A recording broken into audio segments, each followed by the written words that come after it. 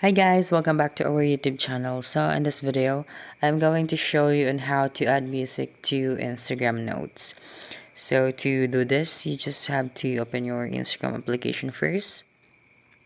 Then tap on your messages to see your note. So you just have to click on this plus icon here. And when you do that, you'll be able to see the music icon. But unfortunately, not all devices have that feature. So just going to show you guys an example. So when you open your notes, you'll be able to see this. You just have to click on it. Okay, the music icon. Then after that, you'll be able to choose a music or search a music that you want to put in your notes on Instagram. Maybe some of the devices or some of the countries does not have that feature yet. So let's just wait until it's available.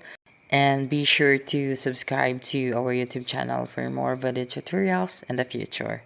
Bye bye.